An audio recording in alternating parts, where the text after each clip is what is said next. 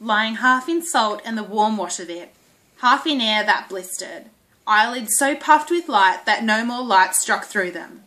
And what did blinded him?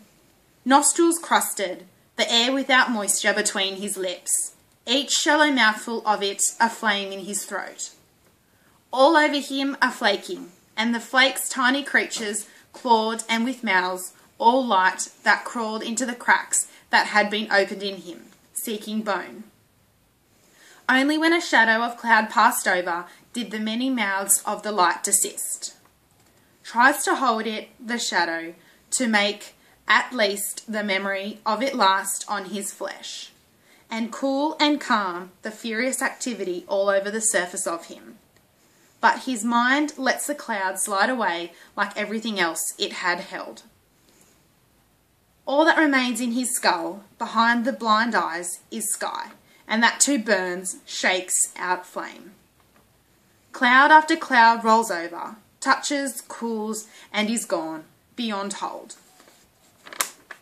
The mob of naked women and gleaming, big-eyed children who found him washed up at low tide in their bay, stood with one foot set upon the other and clenched their brows. What was it? A sea creature of a kind they had never seen before from the depths beyond the reef? A spirit, a feeble one, come back from the dead and only half reborn? The flesh was raw, covered with white flour-like ulcers where the salt had got in, opening mouths that, as the soft water touched them, lifted pale tentacles. Tiny crabs heaped and climbed over one another's soft-shelled backs, and heaved and glittered. One of the women tried to drive them off. Seething, they rose up in waves from under him, tumbling out of the folds of bark he was wrapped in, and with the sighing of a million tiny claws as the sand grains slipped under them, wheeled in a cloud over the bubbling sand. The creature's eyes sprang open. They were of a milky colour, blank, maybe blind. The mob shifted closer. The eyes were open upon something. Not us, they thought, not them, but some other world or life, out of which the creature, whatever it was, sea calf or spirit, was still emerging. They started, expecting as they watched to see some further transformation. The eyelids drooped and flickered. Now, they thought, it's letting go of that other life. It sees us. Now, they mouthed open, revealing a swollen tongue, but no change occurred. Very timidly, as if fearful of exposing themselves to impiety or setting off some change in the creature other than one it was slowly working towards, they lifted the loose husk that covered it, and found the silvered skin of the belly, with its familiar indentation and knot.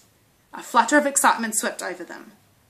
And as the last incrustation of crabs broke up and his sea attendants left him, the white warmth of his prick. Again they murmured, one to the other, but remained puzzled and drew back. He watched them, let them do what they would with him. What struck him was the smell they gave off, or maybe it was the air of the place. Animal, unfamiliar. What he thought was, I am lost again. More lost than ever. It is not what I expected. What he had expected, beyond so much flame, after so many days of burning, was Willett, rising up in an odour of chow, with his eyebrows ablaze and his scorched boots hanging from their laces at his neck. The disappointment of it was like tears in his throat and choked him. One of the older women set a younger one off, and when she returned, it was with water that sloshed from the gourd. They wetted his lips with it. He moaned, clutched, set his teeth to the lip of the thing, gulping. He kept his eyes fixed on them over the rim, and they leaned forward to see him drink. A little later, he could not say how long, he was no longer at the sea's edge, but in soft sand, in the shade of a shrub, whose fan-like needles broke the light just inches from his face and fanned it with coolness.